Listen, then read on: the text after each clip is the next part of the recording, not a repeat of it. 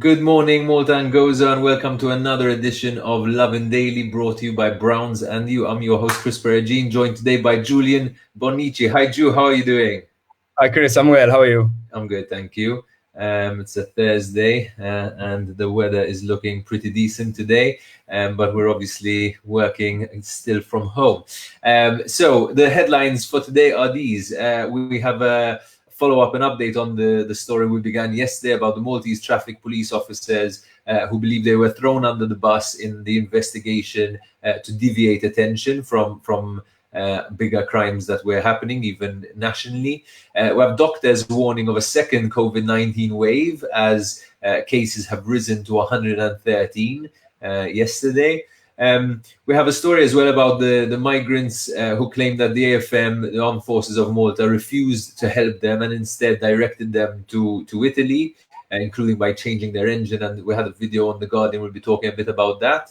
A similar story about siblings of two migrants who effectively were left to die in the Mediterranean Sea, who are now asking Malta for damages. And a debate about whether Catholic biology exists or not. We had a bit of a discussion between a minister, the Home Affairs Minister, and PN advisor, former EU Commissioner Antonio Borg. So we'll be discussing a bit what went on over there. So let's start with the first story. The traffic police officers, this started the day before yesterday. Lovin Malta had an article where we spoke to three police officers anonymously who say that they were asking for their day in court because after 3 months they still haven't been charged. What happened yesterday? More information emerged from there, right, Julian? Yes. So, as people are aware, it's almost been 3 months since these traffic police officers were arrested, and no action has actually been taken against them. Now, some of these officers are sort of openly claiming that the whole thing is nothing but a stitch-up. This morning, the Times of Malta have even reported that 3 officers are already set to sort of walk free from the charges, but higher-ranking officers could still be subject to investigation and serious charges in the case. So 3 traffic officers who spoke to Lovin Malta under the condition of anonymity sort of said that they suspect that maybe their arrest was just trying to deviate attention from an action into alleged political corruption, especially those related to the notorious Panama Papers scandal. So central to all these sort of allegations is Assistant Commissioner Ian Abdullah. Journalist Matthew Caruana Galizia has even suggested that maybe the arrests and investigation is sort of nothing but a numbers boosting exercise ahead of quite a serious European evaluation, Manival. Malta had actually failed this test the first time and actually needs to really improve its score or potentially risk being blacklisted. Obviously, we'll have to see how this is going to develop. Most traffic officers don't seem to suggest that they did nothing wrong, but they're sort of saying that they're just small guys paying the price when there's a lot bigger fish to fry. Yeah, that's interesting, right? As in these people were their job is to protect, is to defend the law and fight crime, and effectively they were doing crime themselves within a culture of criminality within the police force, or rather a culture of I guess maybe minor things being overlooked, over time being misrepresented and things like that. And there's this argument, that there's a much bigger fish to fry here. And I think that would be interesting. I think this Manival thing is an interesting point because, yes, Malta has changed a lot of its structures to be able to prove that it's good at fighting financial crime, but it has failed to show enough actual, people being charged or anything. They don't have enough results in terms of these investigations. Now, this big case with so many traffic officers being arrested, being reported on the New York Times, it could have boosted their numbers. But if the Times' story today is to be believed as well, then it seems that there aren't going to be many charges anyway. It seems that only the ringleaders will be charged, and the rest are likely to go go free. But yeah, so many sides to this story. It will be interesting to see how things develop over the next few days and weeks. Some charges will have to, I imagine, be made. Some arraignments will be made, but we'll see to what extent and whether this does actually have any influence on Malta's rating in terms of Moneyval. Our second story today is about the COVID situation. So yesterday we had 15 new cases being reported. Our active cases have gone up to 113. We had 5 recoveries yesterday. So far, Malta has had 6 deaths and 465 recoveries. But what's interesting is that our graph, had gone from, there was a big curve, and now another curve is starting. And yesterday, the Malta Association of Public Health Medicine has warned that we're beginning the second wave. Now, we know the Prime Minister has sort of mocked the idea of a second wave, saying, the waves are in the sea, and he's using that to sort of explain the relaxation of measures in Malta. The Malta Association of Public Health Medicine is saying that the relaxation of measures when non-essential retail shops were open is now resulting in these new cases.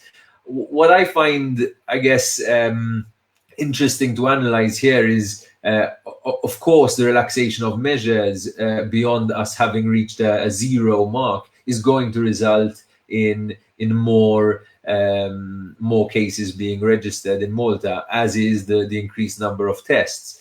But I must say that from the decision makers' perspective, from the politicians' perspective, it's clear that a decision has been taken not to go to zero, in the sense maybe that wasn't a practical solution, and so there is this point that the situation can be managed. I think the Prime Minister had made some very interesting points about our hospital beds being practically empty. We had invested so many resources in battling this illness, this virus, and yet most of the cases have been very, very light in terms of symptoms, even asymptomatic cases, very few deaths, and very few bad cases of ITU, etc. So I don't know, like the way I'm starting to see this is that this is a bit like, there's a lot of people worrying about the relaxation of measures and the result of that in terms of a second wave. But then there's something else to consider, and it's not just an economic argument, but it's related to the economy. I like to think of it as, imagine the Prime Minister has got a boardroom, a cabinet in front of him. There's someone there responsible to tell him, what to do about COVID, but then there's other people telling him what to do about so many other things, so much unemployment, so much reduction in business, so much, people, we know that there were so many people on the poverty line already. Surely all this unemployment and all this slowdown economically, no tourism, etc., is going to affect our health from a different perspective. So I think, it's interesting to see that the cases are rising again. Today we'll see from Charmaine Gauci or on Facebook, I think, about whether there is another increase. But that needs to be taken into context as well of, yes, the relaxation of measures and our ability to handle such cases. I don't know what you make of this. I know today as well was the day that the world registered the most new cases. So far there's about 5 million infections registered so far globally. So this is a global pandemic, as we know. What do you make of it, Joe? Yeah, I do agree with you, Chris, and I do think you make a very valid point. My only issue with lifting restrictions is people's ability to act responsibly. Just because some measures are lifted doesn't mean it's now suddenly a free-for-all where you can do what you want. There are still some very serious measures you have to follow. I mean, just last weekend at Exiles and Slimmer, there were close to 60 people partying together. And even though there haven't been any fines of more than 4 people after the last 2 days, according to police report, I can say for myself that walking around, I'm seeing a lot more larger groups, So please, even though we're lifting some measures, please still act responsibly. Yeah. We'll move on to the next story, the migration situation. What happened? What happened yesterday, Joe? So yesterday morning, NGO Alarm Phone and international publication The Guardian published quite a serious video, sort of with migrants claiming that Malta's army was refusing to help and rescue them and instead directed them to Italy. So about 101 asylum seekers were aboard this boat when they were intercepted inside Maltese territorial waters on 11th April. For those of you who don't remember, that was the same Easter weekend when there were loads of boats hovering outside Maltese territorial waters and the country refused to let them in. So the AFM, rather than helping these asylum seekers, they gave the boat fuel and a new engine and directed them towards Pozzallo, Sicily.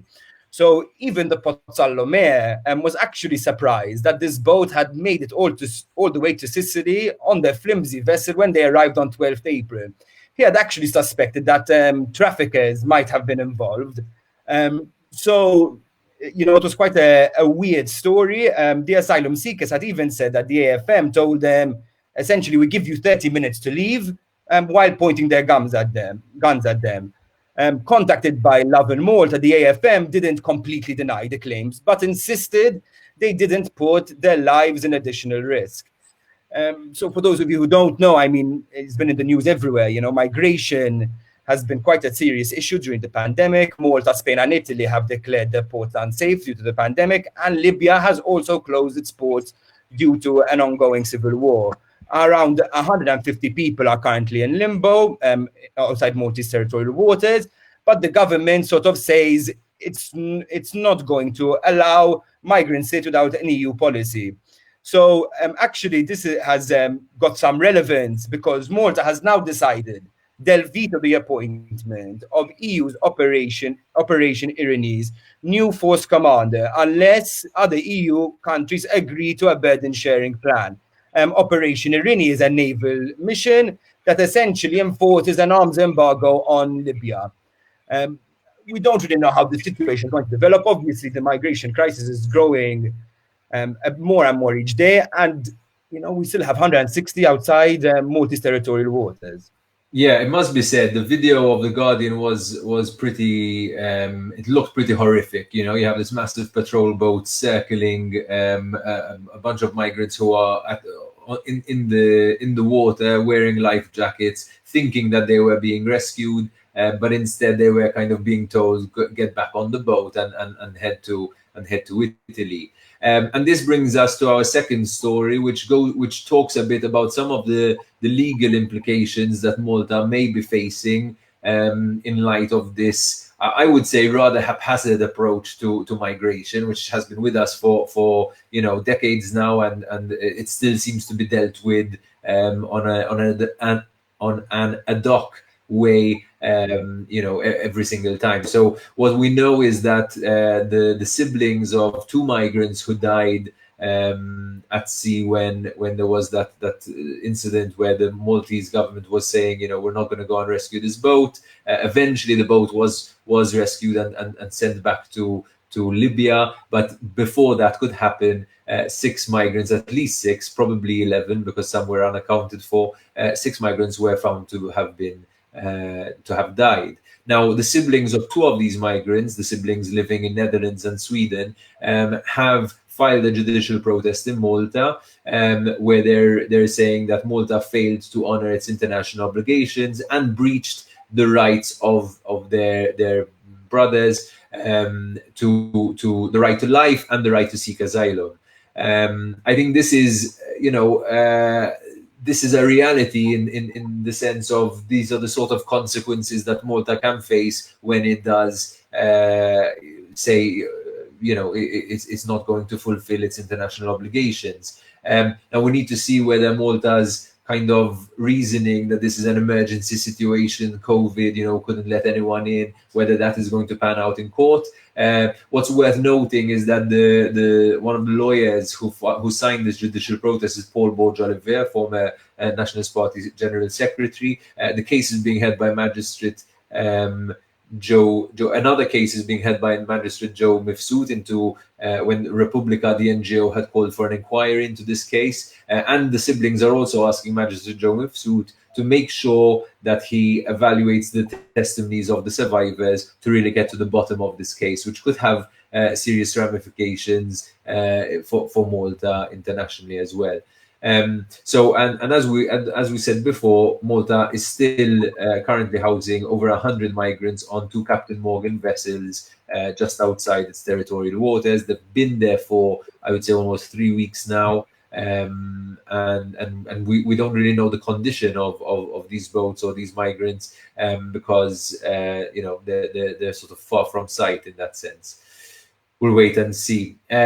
Julian, next story, our last story of the day about Catholic biology. What's that? Yes, who knew Catholic biology was still a thing in 2020? So, former PN Minister and EU Commissioner Tonio Borg sort of suggested in an opinion piece that the new equality law will prevent church schools from teaching the Catholic version of subjects like biology and history. Now, Borg, who is still currently an advisor to the PN, is sort of maybe arguing for the religious freedom of schools to put the Catholic ethos across the entire syllabus. However, Home Affairs Minister Byron Camilleri sort of dismissed his claims, telling him that we can't go back to saying the earth is flat, and sort of suggested that maybe Borges' rhetoric could result in fear-mongering against the progress achieved, in LGBTQ rights and sexual freedom and whatnot. Obviously, it brings up quite an interesting debate. I don't know what you think about it, Chris. Yeah, I think it must be said that Tonio Borg is a very experienced politician and also a sort of remnant of the very conservative Nationalist Party. He was very, very active in the Nationalist Party during the time of Edi Fenakadami and Lawrence Gonzi, when the Nationalist Party was fighting against the introduction of divorce, being very slow to the point of not doing anything when it comes to gay rights. He's always been a big defender, even when it comes to abortion. He's always wanted abortion our abortion ban to be enshrined in our constitution. So this is a very conservative man who's now advising the Nationalist Party on constitutional reform. And I think while there is something to be said about religious freedom and the freedom of schools, church schools, to teach Catholicism and their values, which are so important to Maltese society anyway, and are so inbuilt in us anyway. I think the government's approach to what the government is trying to achieve with this law is to have some kind of grounding or framework to things that today constitute hate speech and other issues like that. We know that Malta has banned, for example, conversion therapy when it comes to homosexuality. And I think what this kind of law tries to defeat is having a kind of river of love style of education where homosexuality is taught to be sinful and taught to be a perversion or something that needs to be fought and that could have some really devastating consequences. Like you said, this 2020 modern sort of science and our values have changed over time in that sense. So yeah, it's an interesting debate. I'm glad that Byron Camilleri called Tonio Borg out on this matter. But we'll see, what the PN's position is as well, more solidly now. And I think that brings us to the end of today's program. So we discussed a number of interesting issues today: migration, COVID situation. The police issue, the traffic police case, which we'll see developing over the next few days and weeks, and this Catholic biology. Lovin Daily has been brought to you by Browns and You, and we're ending every show with a tip from Browns and You about how to take care of your mental health and your well-being during this time. So one of the tips today is to distract yourself and use this time, especially if you've got time on your hands, instead of constantly running through thoughts and fears in your heads that might be causing you anxiety, is to wind down a bit, watch your favorite TV series, dive into a good book, maybe listen to a new album by your preferred artist, and surround yourself with some positive vibes and allow your mind to get the right amount of healthy distractions throughout the day, instead of just fixating on all the numbers and things like that. That's not to say not to be responsible, but if you are being responsible, then there isn't too much else you need to be worrying about, and you need to be also taking care of your mental health. That's it from us for today. This was Lovin Daily, Julian Bonici, Chris Peragine, and please have a day full of loving.